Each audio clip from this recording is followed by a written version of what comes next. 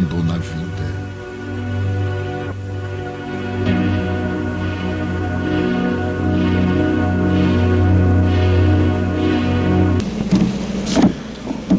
Nós vamos dar início ao segundo dia do nosso curso e também o segundo dia do nosso congresso. Esses momentos que nós nos encontramos juntos são da mais alta importância, não só pelo conteúdo que nós absorvemos, mas sobretudo pelo momento que nós nos encontramos uns com os outros. É muito emocionante estar juntos de companheiros, de irmãos, de pessoas que comungam no mesmo ideal, falando da mesma coisa, desta coisa vibrante, emocionante que é a doutrina espírita. Elevamos então os nossos pensamentos à espiritualidade maior, para que ela continue nos amparando e nos inspirando cada dia, a cada momento, e nessa sequência de trabalhos que irão se realizar. Peçamos então a Jesus que nos abençoe a todos e comecemos a partir de agora o nosso encontro, o nosso curso.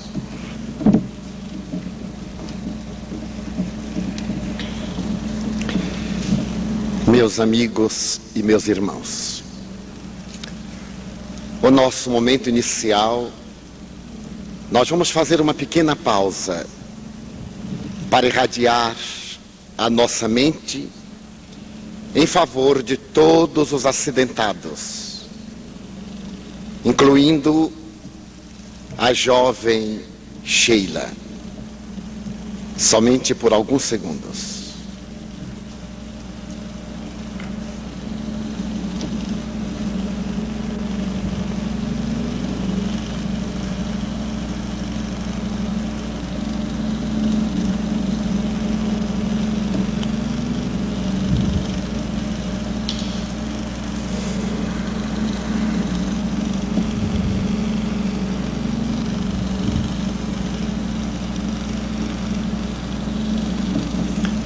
Bem, nós iremos dividir o nosso módulo em duas etapas. Como já temos o material de ontem e teremos o material desta primeira hora, nós iremos abrir um pequeno espaço a perguntas. As perguntas se devem cingir ao tema de ontem e de hoje. E naturalmente não teremos ensejo de responder a todas. Assim iremos selecionar aquelas de interesse geral e que nos propiciem em meia hora fazermos a abordagem para que a questão fique bem esclarecida dentro do temário que é o homem perante a sua consciência. O módulo de hoje nos enseja uma análise do homem social. E nós iremos começar por uma das orações mais antigas da humanidade. Uma que está inserta no conjunto de livros dos Vedas, na doutrina dos Upanishads. A palavra Upanishads, em sânscrito, significa ajoelhado aos pés do mestre para aprender. E a oração diz: Senhor, ajuda-me a transitar da treva para a luz, da mentira para a verdade e da morte para a imortalidade. Nestas três frases estão a síntese de todas as aspirações do gênero humano. Transitar da treva para a luz é sair da ignorância, rumar na direção do conhecimento, buscar a verdade no contexto de Jesus, procurar instruir-se dentro da colocação kardeciana, adquirir a sabedoria para poder encontrar a sua plenitude. deixar a mentira, o engodo, a ilusão e procurar o real, aquilo que é de melhor para nós, simbolizado nesta verdade de todos os tempos, e sair da morte, da ignorância das leis da vida, do corpo físico, na direção da imortalidade. A libertação, a plenitude do espírito, é o que nos recomendam os Upanishadas. Durante a Segunda Guerra Mundial, o almirante Hart, quiçá inspirado nesta oração, concebeu um texto contemporâneo, no qual ele assevera: Senhor, ajuda-me a fazer tudo aquilo que eu devo fazer, a não fazer tudo aquilo que eu não devo fazer. Porém, dá-me sabedoria para distinguir uma coisa de outra. Esse é o grande desafio do homem social. O que é que ele deve? O que é que ele não deve fazer? Para que ele possa logicar nessa dicotomia do que deve e do que não deve, é necessário possuir o conhecimento. Nem sempre, no entanto, o conhecimento é sabedoria. O conhecimento é uma informação intelectual. A sabedoria é a síntese do conhecimento intelecto-moral. Allan Kardec cunhou com muita propriedade a expressão intelecto-moral, que representa as duas asas da evolução, para que o indivíduo possa alçar-se no oceano infinito da sua própria realização. Ele deve saber, ele deve viver, ele deve amar e ele deve conhecer. A prece do almirante Hart pede a Deus que dê ao homem a sabedoria, para que ele possa discernir entre o que deve e o que não deve fazer. E isto é muito relevante. O admirável filósofo e teólogo dinamarquês Søren Kierkegaard, que se tornou um ponto divisório do pensamento teológico e filosófico da segunda metade do século XIX, entre as suas admiráveis colocações, afirma: aventurar-se produz ansiedade. Não se aventurar leva o homem ao estado de desequilíbrio.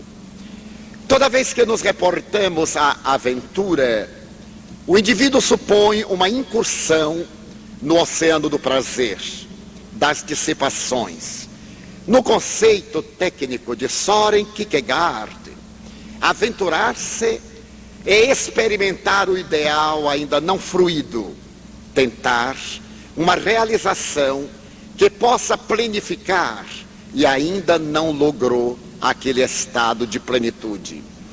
Ele recomenda a necessidade de o homem se desincompatibilizar com a rotina, sair desse estado de marasmo, não se conformar no sentido de uma aceitação tácita e mórbida com aquilo que ele já conseguiu. A sede de infinito deve ser a pauta do processo evolutivo da criatura humana. Não se bastar aumentar sempre os seus horizontes, as suas conquistas, mas ao aventurar-se, o homem cria um quadro de ansiedade. E a ansiedade, psicologicamente, é um estado patológico, principalmente quando se faz acompanhar de efeitos psicofísicos. Porque esta ansiedade natural de aguardar uma coisa pela qual se espera com tranquilidade é um fenômeno natural. Pode parecer um paradoxo ter ansiedade por uma coisa natural, mas é aquela espera, a expectativa, em que o centro de interesse está voltado para o que se deseja lograr. Esta ansiedade é perfeitamente normal. Aguardar uma pessoa querida que está demorando de chegar e ficar numa tranquila expectativa. Quando esta ansiedade se faz acompanhar de sudorese, de colapso periférico, de palpitações e de agitação, ela já tem um caráter psicopatológico. Já não é um estado normal. E isso é a divisão entre o fenômeno do homem social tranquilo e do homem social patológico. O admirável Friedrich Nietzsche teve a ocasião de fazer uma análise contemporânea no século XIX e dizer que a sociedade marchava para um estado de liberdade escrava. O homem estava perdendo as suas realizações e, à medida em que se massificava, ele se tornava servo da escravidão daquilo que desejava possuir, tornando-se, por outro lado, escravo de outro homem. Marx, fazendo uma análise da massificação humana, afirmava que o indivíduo se estava desumanizando. E esta desumanização poderia levá-lo a um estado patológico de loucura daquelas mais graves.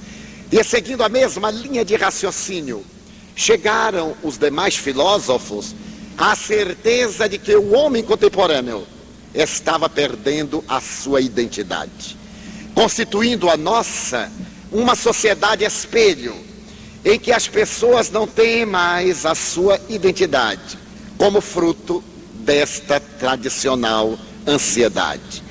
A ansiedade é um dos maiores adversários do homem moderno, que para adquirir uma abrangência das informações, perde-se no contexto da superficialidade. Costuma-se dizer, na área da cultura, que este indivíduo faz lembrar as pessoas falsamente cultas, aquelas que têm um conhecimento superficial de cada coisa, porém não têm profundidade em coisa nenhuma. Seria cultura seleções do Reader Digest. Já Victor Hugo afirmava no século XIX, é melhor conhecer algo em profundidade do que de todas as coisas conhecer um pouco, terminando por não saber coisa nenhuma. A ansiedade é um adversário cruel do homem, porque o desloca da órbita das suas realizações e sempre o coloca onde ele não está, fazendo que ele não esteja no lugar em que se encontra. Isto é, o indivíduo vai ao teatro e, ao chegar ao teatro, ele começa a aguardar com ansiedade pela apresentação da peça. Ao invés de fruir a satisfação dos minutos que o separam da apresentação, ele começa a desejar que o relógio avance para que a peça seja logo apresentada. E nesse estado de ansiedade, ele não dialoga, ele começa a ter determinados desequilíbrios psicológicos. A peça começa e ele fica ansioso para saber o texto da peça, como é que a peça vai acabar. Há pessoas que, quando vão ler um livro, leem logo o primeiro capítulo e vão logo ao fim para ver como é que acaba, para poder conseguir ler. E como já sabe como é que acaba, então não lê, porque não tem interesse, já sabe como é que acabou. Quando o mais importante não é saber como acabou, mas saber o retrato psicológico de cada personagem, identificar-se com o autor, penetrar na mensagem subliminal do autor e não saber o enredo brusco, o começo, o meio e o fim. Na peça de teatro, o indivíduo fica ansioso e, à medida em que o drama se desenrola, a comédia ou a tragédia, ele não participa, porque fica achando aquilo muito monótono e fica a dizer: isso nada tem a ver com o texto, embora ele não conheça o texto. Um amigo nosso do Rio Grande do Sul, um homem erudito, Dr. Paulo Ecker, dizia que isto é muito mais acentuado no temperamento latino, que nós, os latinos, não temos paciência pela nossa ansiedade em ler um livro ou em ouvir uma conferência. Quando nós vamos ouvir uma conferência, nos armamos ou totalmente favoráveis ao orador ou totalmente contra o orador. Vamos para lá para brigar com o orador. Se ele tentar me injetar a ideia dele, está muito enganado, porque ele não vai me dobrar. E tomamos aquela postura contra o orador. O orador propõe o tema, porque uma conferência tem sempre 3 partes, tecnicamente: a apresentação do tema, a discussão do tema e a conclusão do tema. Na hora que o tema está sendo apresentado, o ansioso diz: olha que bobagem, quem é que não sabe o que ele vai falar? Já vi que não vou gostar do tema. Na hora da discussão ele fica de lá: não concordo, eu não concordo. E quando chega no fim diz: não estou entendendo nada do que esse cara falou. Ele não acompanhou a conferência. A mesma coisa acontece na leitura. Ele começa a ler o livro e nas primeiras páginas, que normalmente não dizem o texto do livro, ele discorda e diz: não gostei desse livro. Esse autor ou é muito simples ou é muito complicado, e joga para lá. E vive sempre buscando novas ideias. Faz muitos anos eu conheci um rapaz que lia muito. Era no tempo que havia bonde. Eu sei que não é da época dos senhores, mas naquela época que havia bonde, as viagens eram mais lentas e as pessoas mais cultas, mais eruditas, viajavam lendo para não perder o tempo, o que eles faziam grande mal à vista. Também não era muito de cultura, era para todo mundo saber que ele era um intelectual. Ficava lendo no bonde. E eu tinha um amigo que morava perto de mim, ele carregava sempre 4, 5 livros, e no nosso bonde ele ia sempre lendo, e eu ficava com uma inveja da minha incultura, porque não dava tempo nem de eu pensar nos meus problemas, menos de ler. E um dia, muito entusiasmado, eu era jovem, disse ao pai dele, que realmente era um homem culto. Eu disse: mas seu filho é uma cultura extraordinária, não é mesmo, senhor fulano? Ele disse: não, meu filho não tem cultura nem tem opinião. Meu filho é o último livro que leu. Porque ele, de acordo com o autor, ele mudava de opinião. Se ele lia Marx, ele ficava socialista. Se ele lia Nietzsche, ficava pessimista. Se ele lia Hegel, ficava negativista. Se ele lia Kardec, ficava espírita. E se ele lia o Dalai Lama, ele ficava budista. Então ele era o último livro, porque era um ansioso.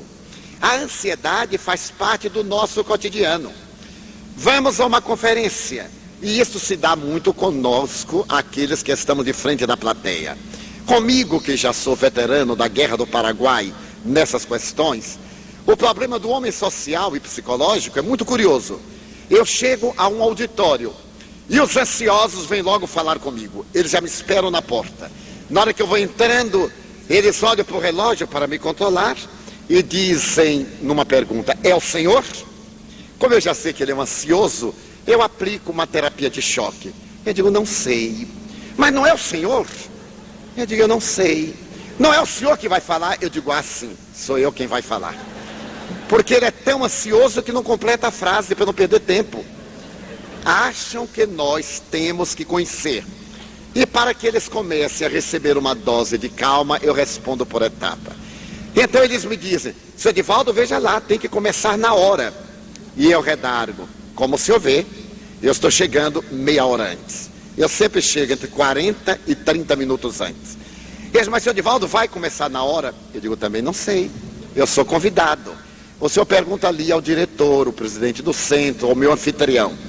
Então ele fica irritado, porque ainda falta meia hora. Fica para lá e para cá. Daí a pouco ele vem e diz: olha, falta 5 minutos. Eu sorrio e digo: pois não, senhor, pode falar com ele. Por fim, como nós latinos não somos ladinos, a coisa atrasa um pouco e ele já fica de mau humor e senta-se contra mim, que não tenho nada com isso. Eu começo a falar, ele olha para o relógio e me olha, como que diz: estou controlando. E eu digo de mim para comigo: eu também. Daí a 5 minutos ele olha novamente, como se já tivessem passado 2 horas. Eu sorrio para ele e digo: coitado, ele ainda vai aguentar entre 60 e 70 minutos. Porque uma conferência clássica deve ter uma duração de 60 a 70 minutos. Uma aula de 45 a 50 minutos.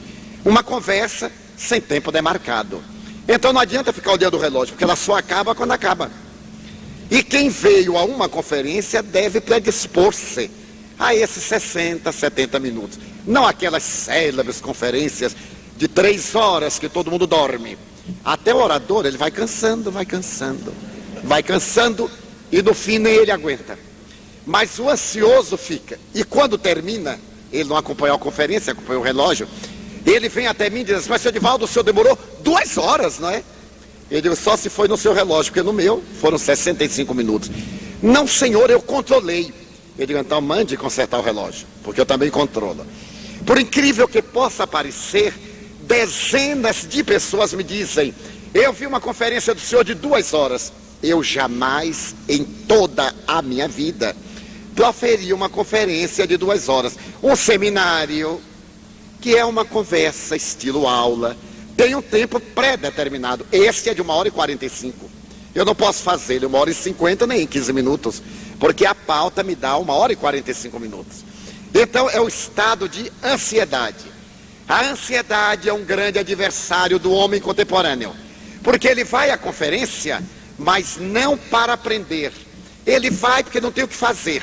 E como na conferência ele não quer aprender, ele está ansioso que acabe para chegar em casa, ler um jornal, se é ela, para ligar a televisão e ver a novela melosa, aquela mortandade, aqueles adultérios entre Rio e São Paulo, que ninguém aguenta mais. Agora no Pantanal ninguém aguenta mais, tanta lama. Então, ela está louca para chegar em casa, mas ela também não quer assistir a novela. É para poder amanhã na repartição dizer: você viu, querida? Ah, mas está ótima, mas está ótima. E aí ela faz um outro mecanismo psicológico. A frustração conjugal, ela transfere para a novela. Uma amiga me falava de uma novela que eu vi com Tarcísio Meira, e ela me disse assim: ah, Divaldo, você necessita ver quando ele entra e faz aquele jogo de ombros. Você necessita de ver. Eu disse: não, porque se eu for ver, até eu fico apaixonado, eu não quero ver. De jeito nenhum, pelo amor de Deus, eu não vou. Ela disse: ah, mas você precisa de ver. E eu fiquei meditando o marido, coitado. Aquele maracujá murcho, aquela coisinha, me deu uma compaixão. No primeiro dia que eu estive com ele, eu digo: meu filho, o que que há? Faça musculação, corra para a praia. Porque o casamento estava com Tarcísio Meira. Imagine, essa pobre senhora sai da novela e olha para o marido. Não dá. Ela tem que ir para a próxima novela. É a ansiosa. Mas o marido também, ele está ali louco para chegar em casa, para pegar o jornal de esportes, para se realizar na Fórmula 1, 2, 3, 15, 17, que tem fórmula de tudo, para ler os crimes, pega a página dos assassinatos, o jornal derrama sangue, e ele olha e diz: nos bairros humildes, uma pessoa me dizia: o nosso maior cartaz no Rio de Janeiro é despertar às 6, comprar na estação o Dia. Em São Paulo, notícias populares, chega a sujar a mão de sangue, e a gente vai lendo dizendo assim: esse aqui eu conheço, esse aqui é de lá. A gente se realiza. É o ansioso. O problema da ansiedade é um problema do homem social contemporâneo, do homem psicológico. E esta ansiedade leva o indivíduo ao medo. Ele passa a ter medo de amar, a ter medo de confiar, a ter medo de viver e a ter medo de ter medo. Há pessoas que vivem com medo de ser medrosas e então fazem um mecanismo de ansiedade, de depressão, porque têm medo de ficarem medrosas. Pode parecer um estado paradoxal, profundamente real. E esse medo nos está consumindo, principalmente consumindo aqueles que possuem haveres, que têm medo de perder esses haveres, que os colocam em caixas fortes nos bancos, ou que, tendo joias, fazem cópias das joias para não serem vítimas de assalto. Eu conheço umas senhoras ricas que me dizem: você vê, esta aqui não é o diamante que meu marido comprou, esta aqui é uma imitação. O diamante está na caixa forte do subterrâneo do Banco do Brasil. Como todo mundo sabe que eu tenho diamante, eu uso esse que é uma imitação perfeita. Se o ladrão levar, eu perco apenas 50 mil cruzados. Não, 50 não, essa palavra tá... 50 mil é uma coisa horrorosa. 49 mil. Então, levam-me E aí eu já fico ainda com 1000 cruzeiros para poder mandar fazer um outro. É o medo. E outras, eu fui um dia a uma recepção social. Por incrível que pareça, de vez em quando também a gente vai convidado e tem que ir. E eu fui com um grupo de pessoas amigas, que eram de alta classe, e eu, coitado, ali naquele meio. Mas quando nós subimos o elevador, éramos todos mais ou menos iguais. Como depois do dia 16 de março. Todo mundo igual. Mas aí na subida do elevador, quando fechou, apareceu a diferença. Uma senhora tirou o sapato e tirou as argolas, colocou. No outro pé, ela tirou o colar, colocou.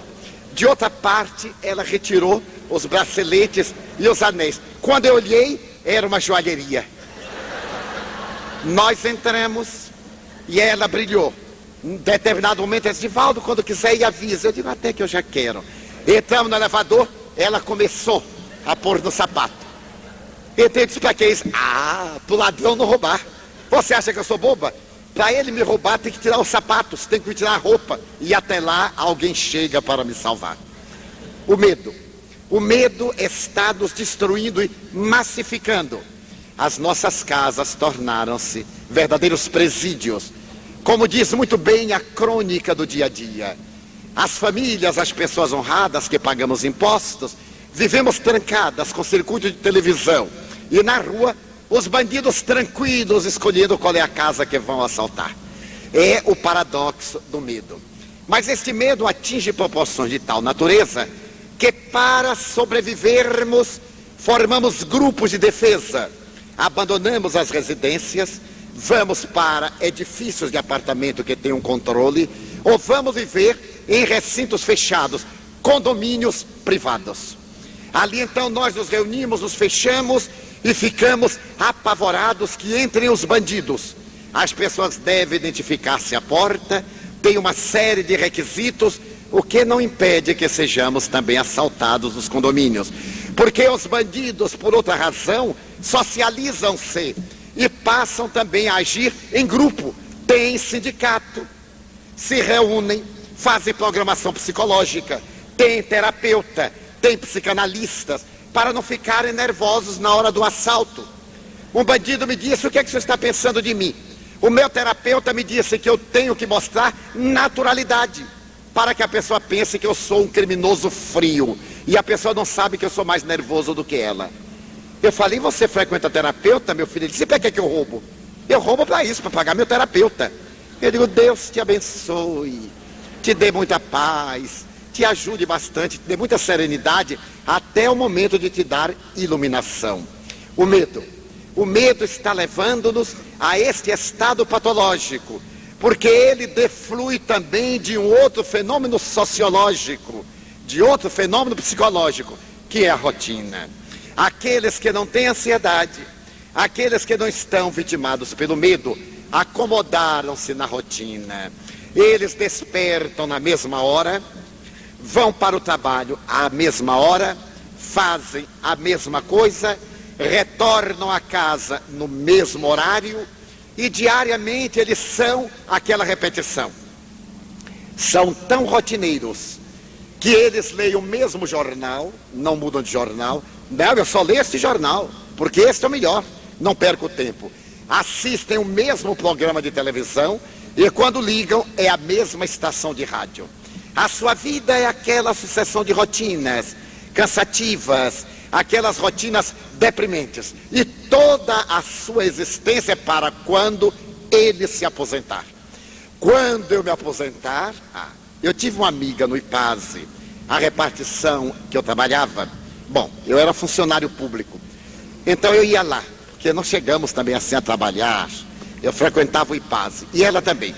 E ela estava comprando coleções para ler quando se aposentasse. Então ela disse: quando eu me aposentar, Divaldo, eu vou me deitar numa rede e vou ler estas maravilhosas coleções.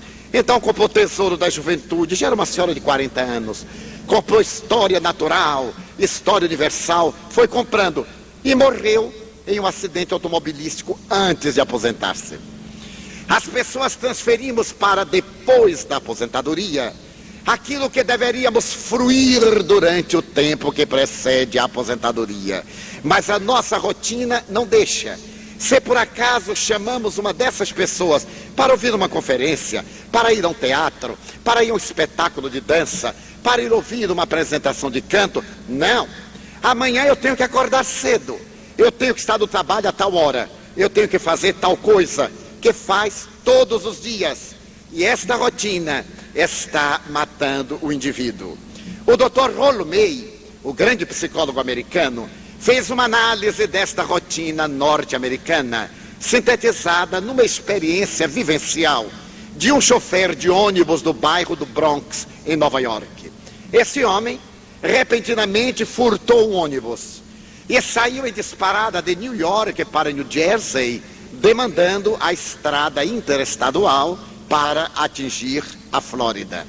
Naturalmente, dado o alarme, ele foi interditado na primeira oportunidade pela polícia rodoviária e veio trazido a Nova York. Chegando a Nova York, a polícia perguntou: mas você não sabia que era impossível furtar um ônibus? Sim, sabia. E por que você furtou? Bem, eu furtei para quebrar a rotina. Eu já não aguentava dirigir aquele ônibus. Há 26 anos eu dirijo o mesmo ônibus, no mesmo horário, diariamente. Eu pegava pela manhã, passava nos mesmos pontos, entravam as mesmas pessoas. Eu já estou dirigindo para a terceira geração.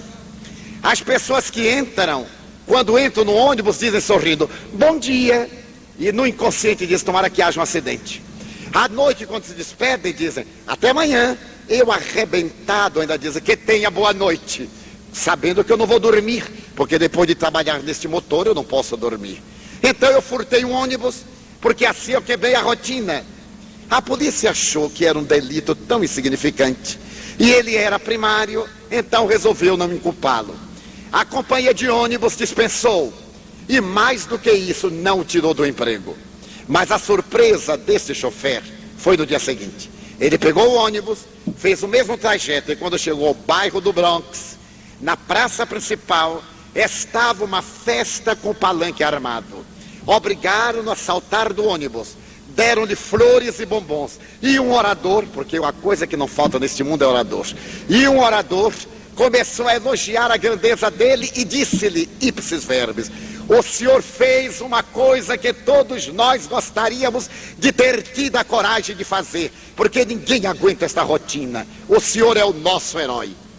E Rollo May diz que nós, paradoxalmente, elegemos o delito, o crime, o escândalo, como sendo os motivos da quebra de rotina. O indivíduo comete um crime, um homicídio, e logo ele se torna notícia de jornal. Ele é sensação, todo mundo imita, as televisões anotam. Em breve ele escreve a autobiografia, é feita uma peça de teatro, é projetado um filme, as pessoas se apaixonam, as moças, as senhoras, as senhoritas mais idosas, vão ao cárcere para convertê-lo a Jesus, e se possível convertê-lo a elas. Apaixonam-se, então tem aquele romance todo, e se tornam esses bandidos nossos heróis. Mas ninguém lembra das vítimas, o assassinado, a viúva, as crianças órfãs, porque isso é rotina. Ser vítima de tragédia é rotina, mas ser o autor da tragédia não é rotina. E é para sair desta rotina que o indivíduo faz o mecanismo da ansiedade e se torna a pessoa mais importante da sua empresa. É o outro lado da questão do homem psicológico social. Ele é a chave mestra da empresa. Ele diz mesmo aos amigos: no dia que eu não vou lá, aquilo não funciona.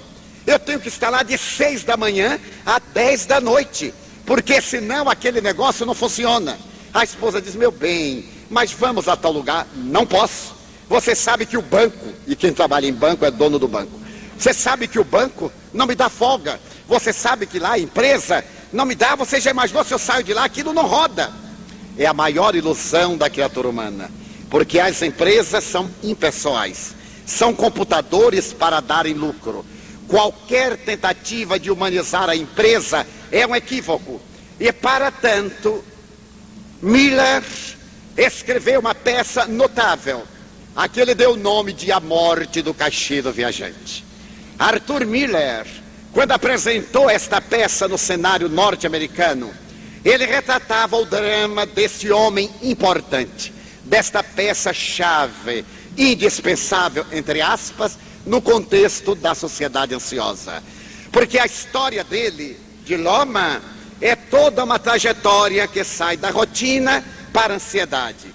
Ele ansiava ser um homem brilhante, ser o primeiro na companhia de seguros. Ele ansiava ser o maior, porque ele achava que o maior seria o melhor e que o melhor seria mais feliz.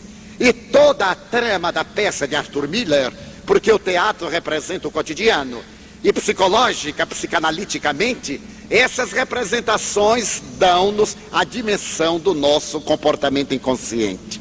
E Loma trabalha, ele não tem tempo para nada, nem para a família, ele dá coisas à família. Ele não tem tempo para os filhos, como muita gente, porque ele tem que chegar ao primeiro posto. Ele então compra os filhos. Ele deu uma motoca antes do tempo ao filho de 16 anos, dá um automóvel, dá para a esposa um eletrodoméstico a mais, porque ele tem que progredir, tem que ganhar dinheiro para ser o primeiro. E nesta ansiedade ele foi subindo, e quando ele já estava quase na condição de primeiro, a administração da empresa reuniu-se e disse: Loma, está na hora de você tirar férias. Você trabalhou demais, você nos ajudou muito, está na hora de tirar férias. Ele disse: mas agora eu não posso tirar férias, porque se eu tirar férias... Não tem nada não. Não se preocupe não, aqui a empresa, a diretoria substitui você, é um período breve, tire 6 meses, fique 1 ano, vá para casa, vá para o Havaí, passeie, mas eu não posso, porque se eu não estiver à frente da empresa... Não se preocupe não. Nós temos aí uns jovens, mas jovens, eu sou jovem, um jovem. Aos 50 anos você já não é tão jovem assim. Não, mas eu me sinto... Bom, isso é como você se sente, mas nós nos sentimos diferentes. Você veja, você não vai poder competir com um rapaz de 25 anos. Ele diz: mas ninguém é capaz de me substituir. Loma, tem mais de 50 candidatos aqui para nós, melhores do que você. Você já conseguiu um alto patamar, já está cansado. A rapaziada tem garra, deseja o triunfo. Porque Loma estava acompanhado, como ele acompanhou aqueles a quem derrubou. Estava acompanhado daqueles que o queriam derrubar. Esta é a competição da vida, principalmente no capitalismo. Nós tiramos o pé, o outro bota às vezes na frente e passa a perna. Depois ele olha para trás, veja a coincidência, ele caiu. Mas já que eu estou aqui, eu vou adiante. E nós tomamos o lugar na sofreguidão até que o próximo nos derrube. E quando Loma se dá conta, ele era um homem descartável. Porque em todas as empresas, em todos os lugares, em todos os movimentos religiosos ou não, somos homens descartáveis. Felizmente, ninguém faz falta. A falta é emocional, é sentimental, afetiva, é a falta momentânea do choque. Porque nós imprimimos uma direção muito personalista e psicológica, e que necessita de renovação. As águas que batem constantemente se tornam saudáveis. As águas paradas fazem o pântano. E é necessário renovar. Renovar é a palavra de ordem. Mas nós, aqueles que nos consideramos o primeiro, não admitimos. E nesse momento Norman suicida-se. Já que ele não era aquele homem dispensável que julgava ser, a sua vida perdeu sentido. Porque ele não tinha outras metas. Ele não se aventurou no conceito kierkegaardiano. Ele se limitou a uma rotina ansiosa de busca de um posto que estava além da sua realidade psicológica. Ele perdeu a identidade. A sua identidade era a empresa. Eu tenho amigos que sempre que eu os vejo, não os vejo. Eu vejo a empresa de que eles sempre me falam. Quando eles vêm conversar comigo é só sobre a empresa. Outros, quando vêm conversar comigo, é sobre isto, seu mecanismo de trabalho ou a sua doutrina. Há pessoas, por exemplo, na área religiosa, que toda vez que nos encontram tem uma pergunta espírita para fazer. Porque a gente tem que respirar o espiritismo sempre. E eles têm que ter 1.794.352 perguntas não respondidas. Então eles perguntam tudo. Eles dizem: veja, está chovendo, o que será? É alguma coisa dos guias? Eu digo: não, é da atmosfera mesmo. Porque não tem outro assunto. Quando ele vai chegando, eu digo assim: ai meu Deus, lá veio o espiritismo. Porque o indivíduo se desidentifica. é necessário manter a sua identidade. Uma identidade jovial. Viver na polivalência das ideias e não na monoideia. Monoideia é circunferência emocional, é queda do compromisso com a sociedade, é isolacionismo. Então esses biótipos somente estão felizes quando encontram parceiros. Então dizemos, olha, vai haver uma reunião social. Eu, espírita, eu ir a uma reunião social? Eu digo, e o que tem? Não, lá é uma sociedade pervertida. Eu digo, então vá curar, meu filho. Ficar entre os anjos não há vantagem nenhuma, vá lá. Lá é que necessita da sua diretriz. Não, mas eu posso me contaminar. Eu digo, então o problema é seu, não é da sociedade. Porque na hora em que os médicos têm medo da doença, acabou-se a humanidade. Nós que temos a mensagem, vamos levar. Aliás, a reunião de hoje não é para levar espiritismo, não. É para tomar refresco, comer canapés, falar um pouco da vida do próximo, sorrindo. Todo mundo fala. Como disse uma amiga minha, a gente fala por falar, mas não é por mal não, eu não estou falando aqui, eu sei também que estou falando de mim, então a gente se distrai. E ela tem razão, entre essa fofoca e a calúnia, há um abismo muito grande, porque a gente faz a fofoca sem querer, a gente chega e faz assim, você notou como o Divaldo estava hoje? Olha, isso é pior do que um tiro no escuro, ou então a pessoa tem uma exclamação e fala, mas isso é tão saudável. E a gente só faz com quem gosta. Porque de quem a gente não gosta já morreu, a gente não nota. Então não chama atenção. Ninguém se incomode, portanto, com fofoca, maledicência. Isso da vida é sinal de que estamos vivendo e num bom contexto. Num contexto de pessoas que discordam de nós. Eles nos ajudam a quebrar a rotina. Eu tive uma experiência de rotina que o Dr. Rollo May chama a experiência homem-espelho. Sem querer, nós somos pessoas espelho. Quem é que diante da moda se atreve a ficar fora da moda? Só se não tiver dinheiro. Mas aí pede uma roupinha emprestada, dá um jeito. Quem é que se atreve? Só mesmo aqueles que estão na paranoia. No ano de 1969, por primeira vez eu fui aos Estados Unidos. E ali eu tive a oportunidade de ir a Nova York, onde tinha algumas conferências com intérprete. Quando eu cheguei ao hotel em Nova York, procedente de Porto Rico, eu me dei conta que estava em Nova York. E coitadinho, de Feira de Santana, de repente em Nova York, eu senti uma coisa que ninguém pode imaginar. Eu disse assim, Divaldo, você está em Nova York. Eu disse, meu Deus, eu estou em Nova York. Aí eu parei, deixei a mala e aspirei aquele ar poluído, maravilhoso de Nova York. E perguntei ao gerente do hotel, onde é Times Square? Pronunciei bem. Ele disse, de Times Square? Eu digo, sim, senhor. Ele disse, olha, o senhor vai tal. Eu digo, muito bem. Eu comprei um mapa, o senhor pode mostrar onde é? Ele disse, pois não. O senhor está aqui no hotel na rua 23. Times Square é aqui na Broadway, a 5 quadras. Está bem? Eu digo, está bem. E fiquei admirado que eu estava entendendo o que o homem falava. Não entendia tudo, o que eu não entendia eu completava. Afinal de contas, baiano é isso mesmo. A gente adivinha, não precisa saber. Fui andando, porque não podia pagar táxi. Quando eu cheguei a Times Square, eram 18 horas. E eu sabia de Feira de Santana que Times Square era a praça mais iluminada do mundo. Eu que vinha da praça de Nossa Senhora Santana, que conhecia aquela praça, fiquei com uma certa ponta de despeito contra Nova York, aguardando o que o americano tinha para dar. Começaram-se as luzes a ser acesas. E eu fui olhando e fui ficando amargurado, porque a praça era mesmo mais iluminada do que a de Feira de Santana. Daí a pouco, quando eu olhei, todas as paredes forradas de lâmpadas, os letreiros luminosos em movimento. E eu disse, mas que notável, é Times Square. Encostei-me num poste e disse, meu Deus, eu estou em Times Square. Mas aí eu notei que a praça não era também tão grande assim.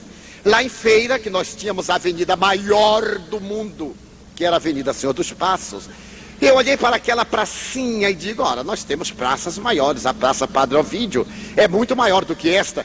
Me lembrei das praças aqui de Salvador, do Largo do Tanque, que era muito maior do que Times Square, porque brasileiro é assim, nós temos tudo melhor do mundo.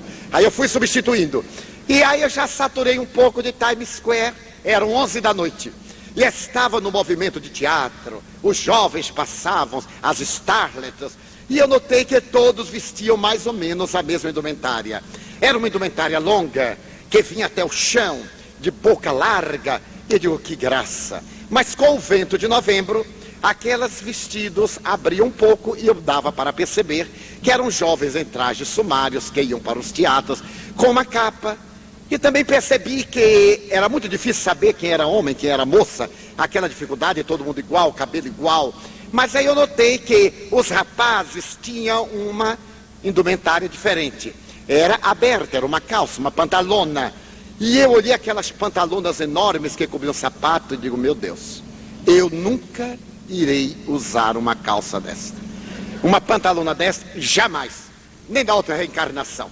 Isto é bom para americano. Porque além de estar na moda, ela serve para varrer a rua. Porque eles iam andando. Bom, fiquei a temporada em Nova York.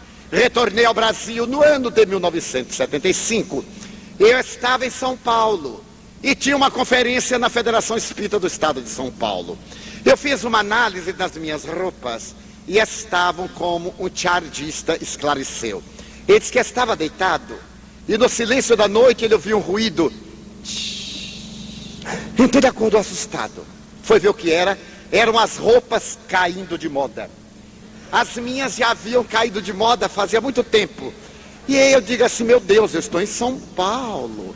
Imagina, a Baiana em São Paulo, eu vou comprar uma calça da moda para falar hoje da federação. Porque o orador espírita, a roupa dele de palestra é de palestra. A outra é do diário. E não mistura, só quando cai de moda passa para o diário e ele compra de palestra.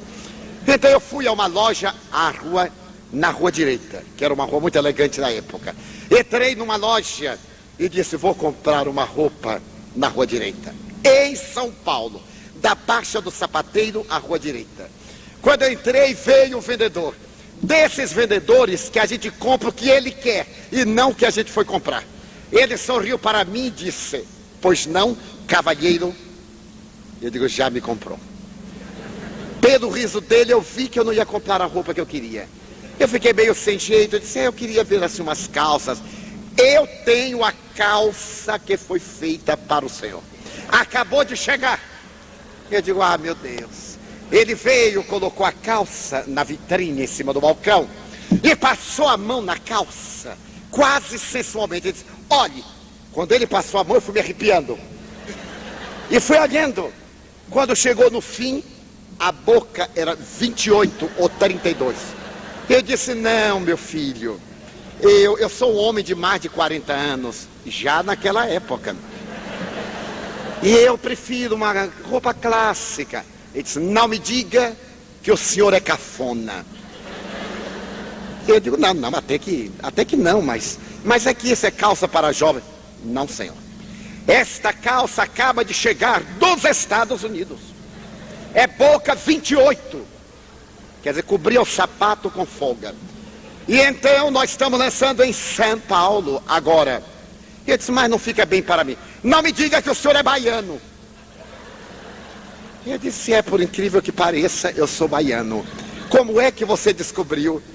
Ele disse, eu também sou, bichinho. Eu disse, mas, meu Deus, com tanta loja em São Paulo, Deus me levar a uma que eu vou encontrar o baiano, vai ver até que é do Pau da Lima. Era só o que faltava. Mas eu disse, não, meu filho, já que nós falamos o mesmo idioma, veja que não fica bem para mim. Ele disse, como não fica? Esta é calça para alguém que tem um corpinho como o seu, um corpo de toureiro. Eu aí prendi a respiração para ficar com o corpo de toureiro. E ele disse, experimente. Eu digo, não, eu não vou querer. Experimente. Ele disse, mas eu não vou comprar. Não paga nada, experimente. Já abriu a cortina, eu já entrei, quando eu olhei já tinha experimentado. E aí eu fiquei com vergonha com aquela saia horrível. Ele abriu a cortina e me disse, mas está... Por que o senhor não se dedica a ser manequim? Eu digo, não, eu já sou funcionário público. E o governo não deixa, só pode ter uma profissão. Ele disse, agora o senhor ande. Eu digo, meu filho, eu não sei caminhar. Ande. Eu digo, ande. Eu aí andei. E a calça jogando para lá, jogando para cá. Ele riu e disse, vê? Está formidável. O senhor vai levar quantas? Eu disse, eu não ia levar nenhuma, mas vai levar. Eu fiquei com vergonha, eu digo, é capaz até dele me bater se eu não comprar. Eu digo, eu levo esta. E levei a calça. E quase chorei, porque a calça custava o dinheiro de um terno, que era calça, paletó e colete. Eu digo, perdi os dois. Cheguei ao hotel, botei a tal da calça na cama e digo, meu Deus, isto é provação. Chegou a hora da palestra. Eu olhei a tal que pertencia ao passado e olhei a que pertencia ao futuro. E fiquei ansioso. Qual é que eu vi? Eu suei, transpirei de emoção. Qual é que eu visto? Olha, eu vou correr o risco. Aí vesti a tal. Mas quando eu desci o elevador do hotel, que eu vi aquela coisa abanando, eu digo, lá na Federação, que é um lugar austero, eles vão pensar que eu enlouqueci. Ia voltar para trocar, não dava tempo. Peguei um táxi e fui. Entrei na Federação com ela dobrada assim. Felizmente havia muita gente. Não dava para o povo me ver da cintura para baixo. Subi e fiquei atrás da tribuna. Graças a Deus lá tem tribuna. Fiquei atrás, chegou o momento, eu falei. Me esqueci da calça, falei. Quando eu terminei, uma amiga me disse assim, Divaldo, você hoje esteve como nunca.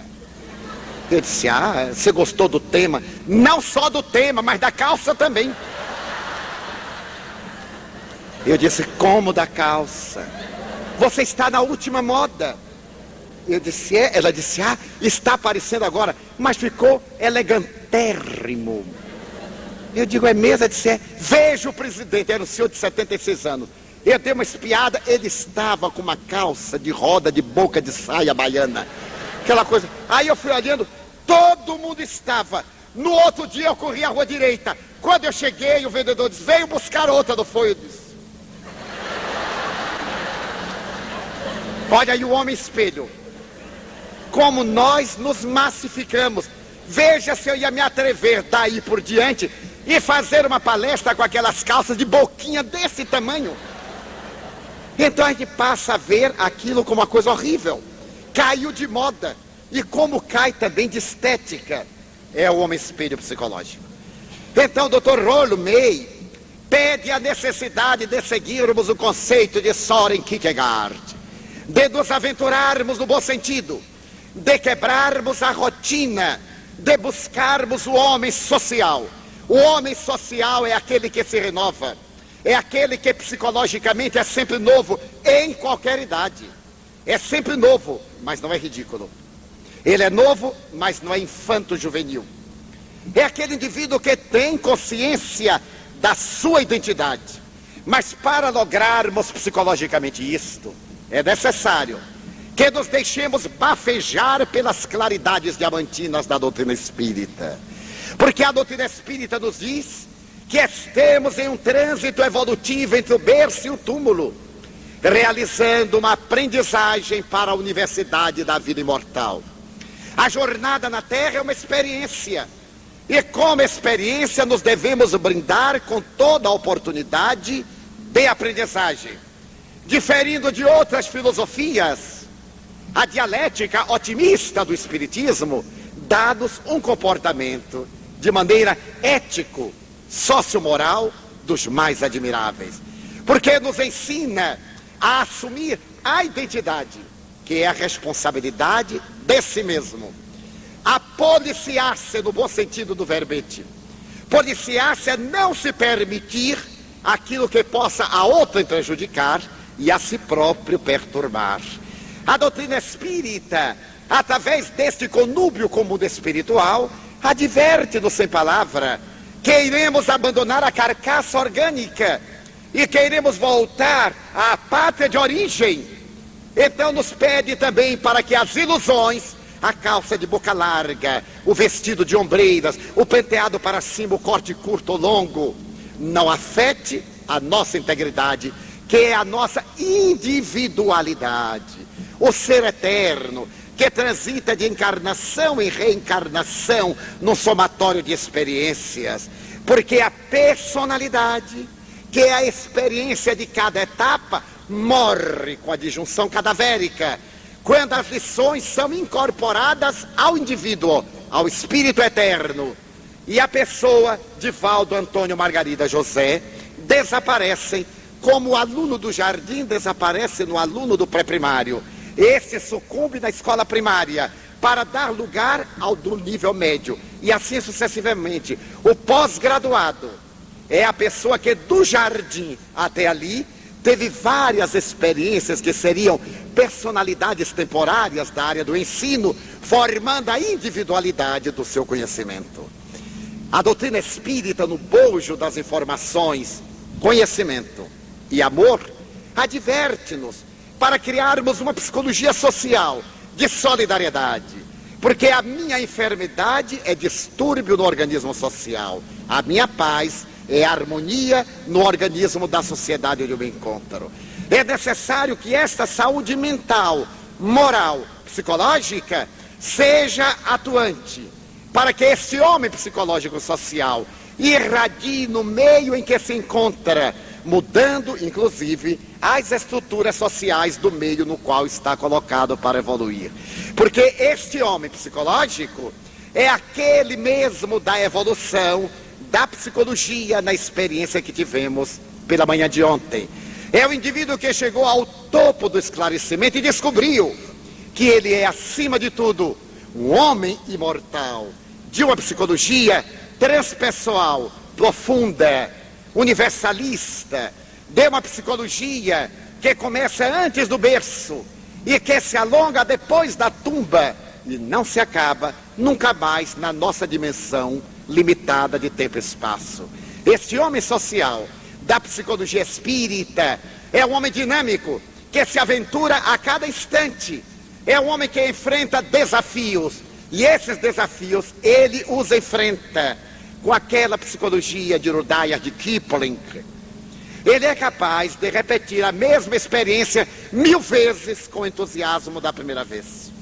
Ele é capaz de dizer a mesma frase inúmeras vezes com o elan da vez primeira que a pronunciou.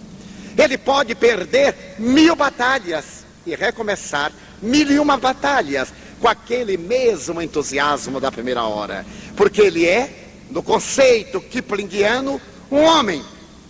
E o próprio Rudyard Kipling nos dá a ideia deste homem mortal, deste homem social. O circo Barnum et Barnum estava em Londres. E Mr. Barnum era o rei do espetáculo mundial. Naquela apresentação, algo aconteceu que abalou as estruturas do circo. Bozo, o elefante central, havia enlouquecido. Tentou-se tudo para acalmar Bozo. Toda a terapêutica foi inútil. Dia a dia, o elefante era mais enfurecido. Enjaulado, amarrado, ele arrebentava correntes, ameaçava vidas, quando Mr. Barnum teve uma ideia. Anunciou no The Time que ia dar a Londres um espetáculo jamais visto: matar o elefante em público. Então ele convidava a cidade para o espetáculo, ver Bozo morrer. Era um elefante muito amado. E como o homem ainda tem sede de sangue, o circo romano está embutido nele por um atavismo. O espetáculo ficou superlotado a um alto preço para ver um atirador de elite aproximar-se da jaula e matar Bozo, que estaria solto dentro da jaula. No momento em que foi feito o anúncio e a jaula foi descerrada, descobriram-na dos tecidos que envolviam. O atirador de elite da Scotland Yard adentrou-se no picadeiro com fuzil com mira telescópica e o público delirantemente aplaudiu. Nesse momento, um homem negro, de pequena estatura, entrou também, dirigiu-se a Mr. Barnum e, sacando do paletó, deu-lhe para que Barnum segurasse. Diante da surpresa do dono do circo, o homem disse: trago-lhe aqui uma declaração firmada e autorizada pelo juiz. Eu desejo entrar na jaula, mas o senhor será despedaçado pelo animal. O animal está enfurecido. Eu sou domador de elefantes e desejo entrar na jaula para poupar a vida desse animal. Cavalheiro, o senhor vai morrer, o animal vai destruí-lo. Eu dou a minha vida, que a mim me pertence, tenho esse direito, E as leis me concedem esse direito, estou autorizado pelo meritíssimo juiz. Mr. Barnum disse ao público: vejam a loucura desse homem. Narrou a sua proposta e o público disse: queremos vê-lo entrar na jaula. O público sempre quer espetáculo novo. Então Mr. Barnum pediu que ele fizesse uma declaração pública de que o circo não tinha responsabilidade, e agora mandou que o atirador de elite ficasse numa postura que pudesse salvar a vida do homem. O homem mandou que abrissem a jaula, adentrou-se, a porta foi cerrada. Quando o Bozo viu, sacudiu as 2 toneladas de peso e com todo o volume, ele avançou desesperado, emitindo grunhidos terríveis. Então o homem, impávido, começou a trautear um mantra. Ergueu a voz muito aguda, fez um pianíssimo, novamente modulou. O animal pareceu preso ao solo. Ele continuou aquele mantra monótono, repetitivo, e o animal balançando-se, urrando, emitindo ruídos terríveis, e o público ansioso, parado, e ele cantando o mantra, até que o animal veio docilmente, sentou-se, estendeu-lhe a tromba, ele subiu, sentou-se na cabeça do animal, deu 2 vezes a volta dentro da jaula, mandou abrir a jaula, veio ao picadeiro. Bozo estava radicalmente curado. O circo veio abaixo numa explosão de palmas. Então Mr. Barnum perguntou: senhor, isto é um milagre, é uma feitiçaria, isto é sobrenatural, o que é que o senhor fez? Nada, não fiz nada demais. Eu humanizei o animal, eu o levei a reencontrar a sua identidade. Eu sou indiano, este animal é indiano, e ele é da minha região. Na minha região, as crianças brincavam com ele, falando o meu dialeto. Ele nasceu, cresceu ouvindo o meu dialeto. Depois ele foi aprisionado, foi amestrado em inglês, foi conduzido em inglês, e recentemente ele teve saudades do dialeto, saudades das suas raízes. Ele enlouqueceu. O que eu fiz foi dizer a Bozo que tudo estava bem no dialeto que ele estava acostumado. Ele parece que voltou à infância, que recordou o rio no qual se banhava, a floresta tropical onde vivia, acalmou-se. Dificilmente ele voltará a ter outra crise. Mas afinal, quem é o senhor? Eu sou Rudyard Kipling, o homem que entrou na jaula das nossas paixões. É necessário que muitos Rudyard Kipling entrem para acalmar o elefante bravio da nossa inferioridade. E que entrando na jaula, nos redescubra, arrebente o formato homem espelho, homem rotina, homem ansiedade. E cantando o mantra de uma esperança espiritual, se pergunte: quem sou? O que é que eu vim fazer aqui? A minha vida está indo-se. Desde que eu nasci eu estou morrendo. De repente cessam todas as vibrações. Que será de mim? E a doutrina espírita lhe dirá: eis o viajante das estrelas, demandas do universo. Na sociedade em que vives, aplica a psicologia do amor. Porque o homem psicológico é sobretudo o homem que ama, que serve, que passa, gerando o homem social, que é o homem contemporâneo, precursor do homem dos dias por vindouros. Agora, aguardaremos as perguntas.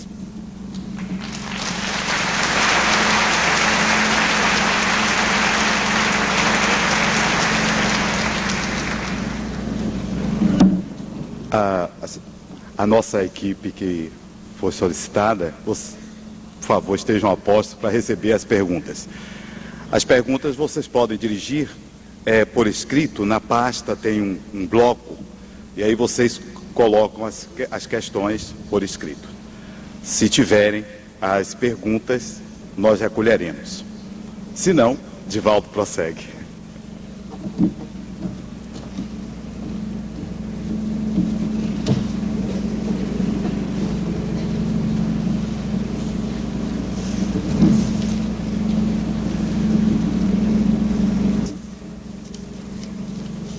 O senhor se referiu ontem ao complexo de Édipo. Ele existe mesmo? Pelo menos da maneira generalizada como Freud colocou. Sim, ele existe. Só que a explicação freudiana já é um efeito da explicação real que o espiritismo dá. No complexo de Édipo, quando o filho se apaixona pela mãe, ou vice-versa, esse fenômeno tem raízes em encarnações passadas. Freud viu aí a manifestação da libido, essa herança ancestral e animal da criatura humana. O espiritismo projeta luz sobre o problema, não negando a visão freudiana, porém informando que há raízes afetivas que agora deveriam ser regularizadas através da santificação do amor, da mãe pelo filho, e desse sentimento de gratidão do filho pela mãe, sem degenerar nas manifestações sexuais. Pela segunda vez ouço falar sobre a bondade ou caridade que o homem realiza para com aquele que é autor de um crime, e que não nos lembramos dos que são vítimas. Gostaria, se possível, de compreender o sentido que o senhor dá a este fato.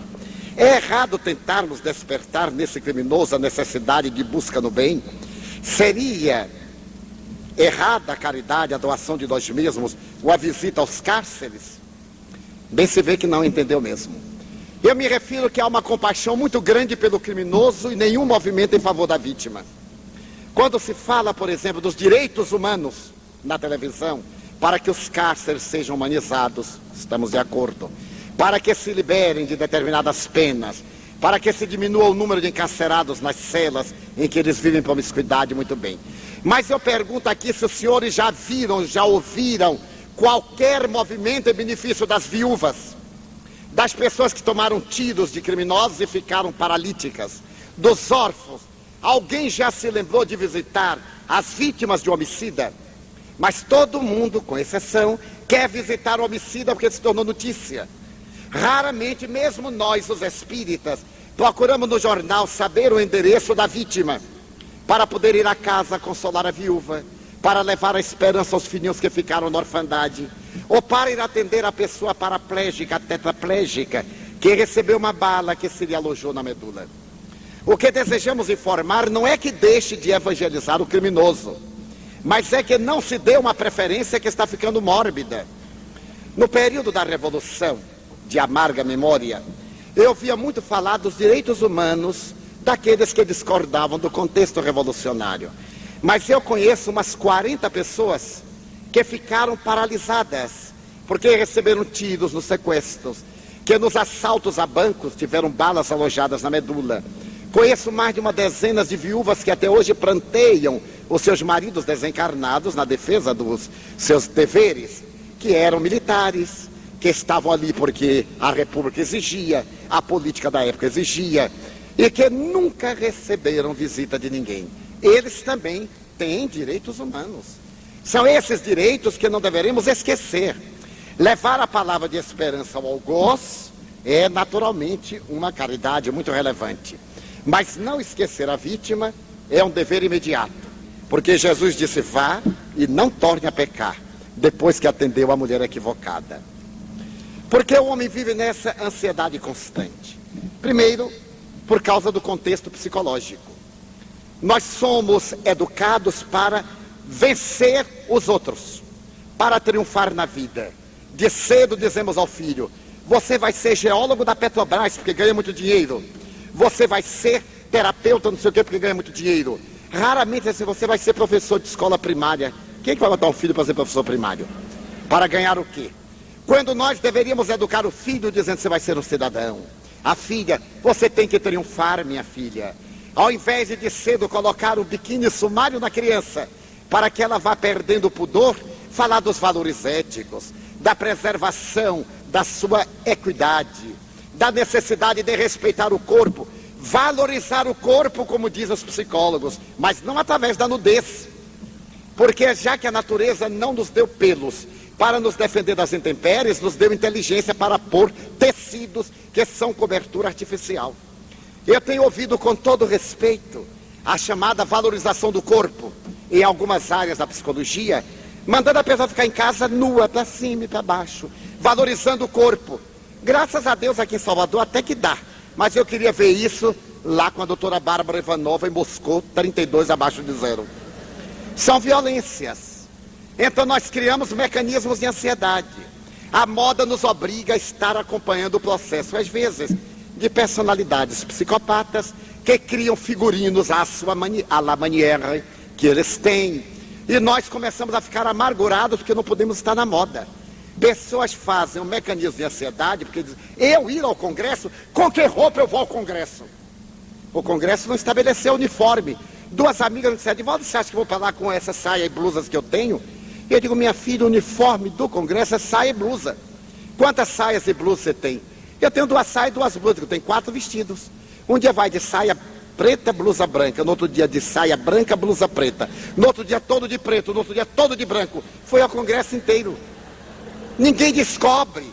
Você compra um pedaço de pano vermelho, amarra, dá um nó, tá na moda. Faz estilo Rede Globo, dobra a ponta, dá um nó. O povo vai pensar que é a última moda da novela, você vai ver, no outro dia está todo mundo amarrado. Porque é assim, você passeia com esse nó para lá e para cá, você vai ver, em meia hora tem muito nó por aí. Então a gente faz um mecanismo de ansiedade, uma ansiedade atormentante, e faz um mecanismo de depressão. Porque a gente começa a se achar a pior criatura da Terra. Só eu é que não posso fazer isto. Férias, meu Deus, eu conheço dezenas de pessoas que vão conversar comigo, mas eu sou tão infeliz. Eu nunca tive férias. Ele, mas eu também nunca tive. Ah, mas você viaja. Eu digo, não queira viajar como eu. Eu conheço todos os quartos de hotel, todos os quartos da casa de confrade e todas as salas de centro espírita. Eu salto do avião, entro no carro, vou para um quarto, saio do quarto, vou para a palestra, saio da palestra, vou para o quarto e vou para outro quarto. Mas nunca vaciei. Os amigos dizem, Divaldo, você precisa tirar uns dias. Aí a pessoa fica tão romântica, uns dias, eu digo, eu fico louco. Imagina eu ficar deitado numa praia. Os obsessores não me deixam, coitados. Viram para mim e falaram assim, aí, hein? Gozando dinheiro alheio, hein? E pregando o trabalho. Não dá. Então, as férias são mudança de atitude mental. Marco Prisco, espírito, um dia me escreveu, uma das melhores técnicas de repouso é mudança de atividade. A gente muda de atividade, muda naturalmente de motivação e repousa fazendo outra coisa. Quando estiverem cansados de uma atividade, arranje outra. Quando não tiverem, vão capinar o jardim, vão varrer a casa. As donas de casa, mudem os móveis do lugar. É uma ótima terapia contra a depressão. Todo deprimido é ótimo, ele fica paradinho, os outros trabalhando. Mãe, pai de deprimidos, negativo. Hoje você vai carregar o guarda-roupa, vai pôr a cama para lá, o guarda-roupa para cá. Se o guarda-roupa for embutido, muda a sala de jantar. Vai mudar, porque depois que transpira, que cansa, dorme sem tomar remédio. Agora fica o dia inteiro mole e na hora de dormir tem que tomar remédio. Então mudar de atitude. A ansiedade provém disto. Como a correria da vida cotidiana, como conseguir essa serenidade, esse equilíbrio interior? Os grandes meditadores dizem que se adquire a paz não em lugares que nos coloquem alienados. Um lugar tranquilo, uma música suave. Isso não é busca de paz. Isso é fuga do mundo. A paz interior é feita no turbilhão. Todos dispomos de 5 minutos antes de dormir para meditar. Enquanto o homem faz a barba diante do espelho, ele dispõe de 5 minutos para meditar, olhando-se no espelho e meditando. Enquanto a moça se despenteia, porque agora quanto mais despenteada, mais penteada. Até despentear, enrolar fio por fio, ela tem aí 2 horas para meditar. Enquanto toma banho, notem quanto tempo gastamos em vão. Nós meditamos. A meditação é medir em torno de, pensar, envolver-se na ideia, concentrar. Então, nessa atividade febricitante, é muito melhor para meditar do que no silêncio. Porque no silêncio, quando nós paramos, o inconsciente libera clichês e nós ficamos amargurados, lembrando de coisas que já não podemos fazer mais. Notem os aposentados. Há até a chamada neurose de aposentado. Ele trabalhou a vida inteira, na hora que ele para, fica inútil. Então ele fica fazendo o trabalho, a mulher acende a luz, ele apaga para economizar energia. Ela abre o bico de gás, ele está gastando muito gás, ele desliga. Aí as minhas amigas dizem para o marido, rua! Homem dentro de casa só faz atrapalhar, a não ser quando ele é cozinheiro. Bota para a rua. Porque tem muito tempo mental. E no tempo mental as ideias arquivadas vêm e fazem mecanismo de depressão. Na idade do lobo, os rapazezinhos de 46, 50 e tal, começam a se achar aqueles garotões. Aí ficam bonitinhos. Um amigo me definia esse biótipo. Ele diz, Divaldo, quando você vira uma pessoa andando arriada para frente, é velho. O bem espigado que fica inclinado para trás, é velho. Está na idade do lobo. Para fingir que não é velho, ele mostra que está bem espigado e se não segurar atrás, ele cai. Então meditar tem que ser no turbilhão. Não negar o mundo. Humberto Roden tem um pensamento notável e foi um grande meditador. Todo cristão que foge do mundo a pretexto de servir a Cristo é covarde. Todo cristão que fica no mundo gozando seus favores em nome de Cristo é mentiroso. O verdadeiro cristão é aquele que vive no mundo, que serve ao mundo, mas não é escravo do mundo, trabalhando com Jesus. Estar, mas não pertencer. Ser, mas não se deixar possuir. Poderíamos falar sobre a ansiedade nos dirigentes de povos, grandes empresários, latifundiários, e os seus reflexos na sociedade, sobretudo na espiritualidade. Este é um dos graves problemas do contexto social. Porque nós, o povinho de cá, que temos as nossas ansiedadezinhas neuróticas, não chegamos a prejudicar o contexto, inquietamos o meio social. Mas os grandes capitães de indústria, os governantes, aqueles que têm que apresentar uma grande imagem do homem representativo e do homem que ele é deve ficar esmagado, fazem um mecanismo terrível de ansiedade. Foi feita em psicologia uma análise profunda deste biótipo. Nos tempos modernos, este biótipo começou no ano de 1870, por ocasião da Guerra Franco-Prussiana, que foi considerada, na época moderna, o desencadear das grandes guerras. Depois da Guerra Franco-Prussiana, os homens, para sobreviverem, descobriram que só era possível o triunfo se eles se tornassem capitães de indústria. E criou o tipo de capitão de indústria.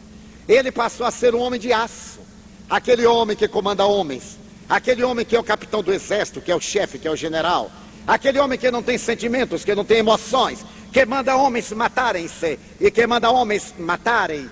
Aquele homem que é frio, que chega em casa, não beija o filho porque ele é um homem que governa o mundo, criou uma sociedade de natureza psicopata. Porque logo depois, no começo do século, quando Bismarck começou a ameaçar a terra e veio o problema da Primeira Guerra Mundial, este capitão de indústria deu-se conta que ele não era grande coisa. Todos os seus temores recalcados vieram à tona quando ele descobriu que as suas indústrias eram do Estado, porque o Estado obrigou que trabalhasse no esforço de guerra. Eles passaram e continuaram a ganhar muito dinheiro, mas perderam a sua identidade de dono. É o verbo possuir, possuído. Ao perderem a identidade, eles fizeram um conflito de comportamento. Não adianta ter, porque quando se tem, se perde. E esse capitão de indústria criou, depois da Primeira Guerra Mundial, o que a psicologia chama a geração perdida. Foram os anos 20. Aqueles jovens que saíram da Primeira Guerra Mundial, saíram desorientados. A Alemanha estava totalmente destruída. Não havia ética, não havia bases morais, nem havia ambições. Era uma geração perdida. Foi quando a Alemanha, a partir de 1928, no Ruhr, com os mineradores de carvão, voltou a industrializar-se e exigiu uma revisão do armistício de Paris. A revisão da Sala dos Espelhos que havia feito o armistício da paz. Nesse contexto, veio os anos 30, que são chamados os anos da ansiedade. Porque os anos 30 veio o nascimento do nazismo, do socialismo, o hitlerismo ganha as ruas, e nesse momento o jovem se torna, inevitavelmente, alguém que tem necessidade de uma realização de ordem dominadora. Ele perde a identidade para se massificar no integralismo, no socialismo, no nazismo e em todas as outras doutrinas absurdas que graçaram na época. Vem a Segunda Guerra Mundial e a década futura dos anos 40 é chamada a geração destruída, porque quando a Europa desperta para a paz, era uma Europa que havia perdido só na Inglaterra aproximadamente 30 milhões de pessoas. 100 milhões de pessoas morreram na Europa. Então, os grandes profetas foram Jean-Paul Sartre e Madame de Beauvoir, apresentando o existencialismo. É necessário que o indivíduo viva agora, que ele seja utilitarista. De repente cai a bomba, morreu, acabou-se. Esta geração desceu aos metrôs de Paris, foi à Rive Gauche e começou a viver a bastardada dos sentimentos, o imediatismo existencialista. Essa geração criou a sua deusa, Juliette Greco, e a cinematografia apresentou o biótipo do homem existencialista. Os anos 50 são os anos da Guerra Fria. Estamos saindo da Guerra da Coreia. Agora estamos na Guerra do Sudeste Asiático. Começam as perturbações, principalmente no Sudeste Asiático. E é aí em Saigon que a humanidade vê nascer uma nova era. A era de uma nova ansiedade. A política norte-americana manda os jovens para o Sudeste Asiático. E lá então nasce a geração chamada sem rumo. Porque os veteranos voltam à América, trazem a droga a que se acostumaram no Vietnã.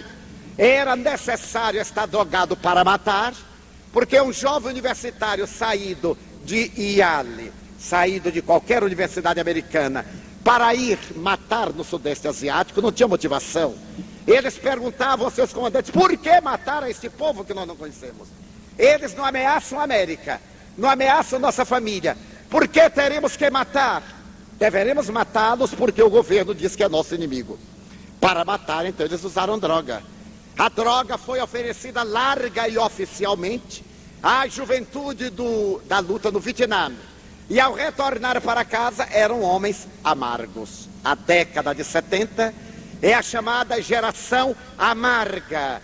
Ela é o resultado do hippieísmo dos anos 60, da frustração porque afirmar o amor, que era sexo, beijar a flor e viver explorando o contexto, era a falência da doutrina de Marquise. Retorna para casa e os anos 80 são a geração esmagada. Porque não luz uma esperança nesse contexto social. Por sua vez, os líderes são manipulados pela sociedade. O grande ditador de hoje vai para o paredão amanhã. Aquele chefe arbitrário é levado ao fuzilamento. Este impiedoso é devorado pela morte natural. E esta ansiedade de dominar o mundo engendrou a guerra nas estrelas. Era uma ansiedade de subir ao monte, que é uma velha filosofia oriental, e não se contentar em ver o horizonte. Ele é o dono da montanha. Muita gente, quando sobe o monte, quer ser dono do monte, quer levar o monte para casa. Não pode. Esta ansiedade de dominar o monte frustra-o. Ele se amargura e se torna profundamente infeliz. Então, faltou, nesse contexto, o espiritualismo, quando o Oriente irrigou o Ocidente de doutrinas espiritualistas. Quando o Espiritismo trouxe, pela investigação científica, a certeza da imortalidade. Quando, de repente, esses líderes e governantes deram-se conta que eles também são mortais no corpo físico. Perderam a ansiedade e o contexto hoje se arruma em propostas de paz. Foi comovedor o dia em que Gorbachev propõe a Reagan o encontro que eles têm pela primeira vez para discutir o desarmamento de equipamentos de pequeno porte. Quando eles vão se encontrar em Riga, os horizontes da Terra desanuviam-se e a nuvem de ansiedade diminui. Um psicólogo escreveu uma entrevista que ele teve com a mãe e que retrata esse drama. Uma senhora muito nervosa foi a um terapeuta e disse: eu quero que o senhor me aconselhe. Porque diariamente a televisão diz que a morte virá do céu. Um míssil teleguiado, uma bomba de fissão nuclear. Então minha filhinha disse: mamãe, vamos mudar-nos para um lugar que não tenha céu. Porque então não teria o perigo. Notem o trauma psicológico sobre essa criança. Procurar um lugar sem céu, porque é do céu que vem o drama.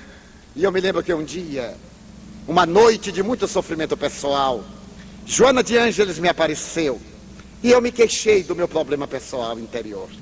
E ela me disse: meu filho, quando estiveres bloqueado pelo norte, perseguido no sul, angustiado a leste e com dificuldades a oeste, não te desesperes.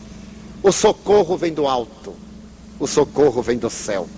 Sempre há uma porta de saída. Aí está a visão espiritual.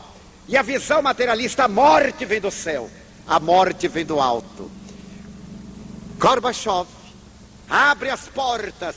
E quem é que não se comoveu até as lágrimas no momento da primeira martelada no muro de Berlim?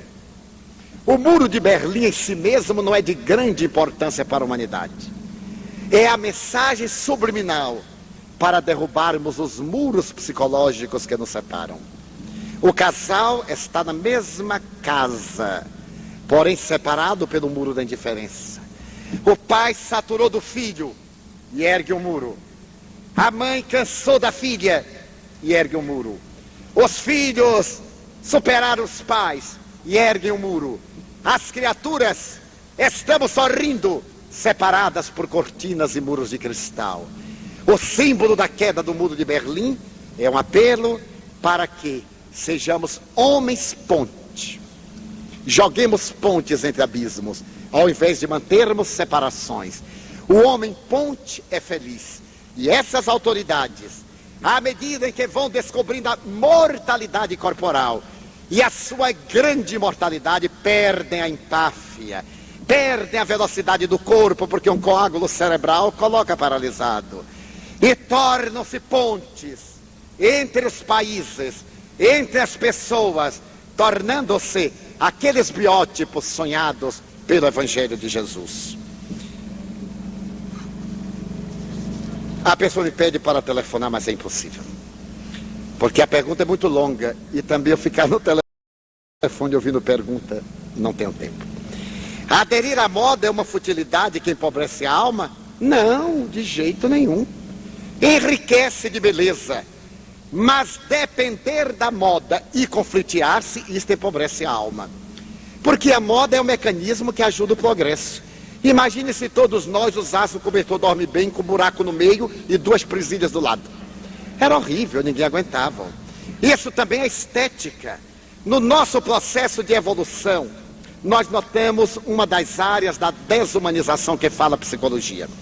A psicologia transpessoal diz que um dos mecanismos de decadência da pessoa é a perda da beleza, perda do senso crítico, em palavras textuais. A pessoa então, o que é que se dá? Mata a arte. A arte perdeu a sua figuratividade. A música, com todo respeito aos que gostam, se tornou um báratro de ruídos, sem mensagem. Um amigo definiu determinado tipo de música, ele disse: veja que é uma pessoa cortando batata. Pega a batata e vá, toque, toque, toque, toque. Aí eu fiquei, quando botam certas músicas, eu fico, toque, toque, toque.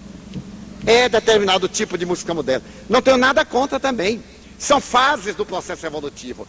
Mas isto é a perda da linguagem, que passa para o verbo. À medida em que perigosamente evoluímos na horizontal e não na vertical, nós perdemos a linguagem. Hoje nós temos em todos os idiomas outro idioma embutido na linguagem. Por exemplo, nós saímos daqui e dizemos: puxa vida, mas Divaldo falou hoje. Puxa vida. Esse puxa vida não é uma linguagem. São verbetes de gíria que nós colocamos para substituir a linguagem. E se nós virmos, sem nenhum demérito, dois choferes de praça conversando, nós não entendemos o que eles estão falando. Há a linguagem dos assaltantes, há a linguagem de outros delinquentes, há a linguagem universitária e há a linguagem tradicional. Fazendo uma vez uma leitura sobre o processo de mudança das palavras, dizia o autor que anteriormente se dizia vossa mercê. Mas era muito complicado. Imagina, eu chegar para o Geraldo assim, vossa mercê vai encerrar a sessão que horas? Geraldo fica ofendido. Então, se cunhou o verbete vamicê, ou vós-me-cê, que era mais compatível. Os escravos, na impossibilidade de pronunciarem corretamente, criaram vamicê. Mais tarde houve uma corruptela e se criou a palavra você. Em determinadas regiões de Minas já se diz o cê. No Triângulo Mineiro já diz cê vai. E na rua ele faz assim, né? Aí vai passando. Até há pouco tempo ainda tinha oi. Oi quer dizer bom dia, como vai a família? Como a vida é muito sofrente, ele passa assim, oi, o outro, oi. A morte da linguagem. E isto é evolução. Porque a evolução da beleza, da estética, da sabedoria, a arte de bem falar, a arte de bem escrever, pertencem ao mecanismo da evolução. A arte de bem vestir. Porque não é necessário estar luxuosamente vestido. É necessário estar bem vestido. Vestir-se bem é estar adequadamente vestido. Qualquer um pode. Com vestido de chita, de bulgariana, desde que seja assiado, lavado e passado a ferro, a pessoa está muito bem. O luxo é por causa da situação financeira da projeção social. Daí aderir à moda não é uma futilidade. Agora, viver em função da moda é falta do que fazer. Viver sempre procurando revista e ali está um laço, aqui está, não, é para ser uma das 10. Ou um dos 10, porque os homens também aqui para nós são terríveis. Porque algumas pessoas acham que os indivíduos que aderem à moda são pobres de espírito. Ah, eu não sei, estão perguntando a quem acha. Eu não acho. Eu acho que a pessoa que adere à moda é rica de dinheiro. Mas podia aplicar um pouco na outra moda.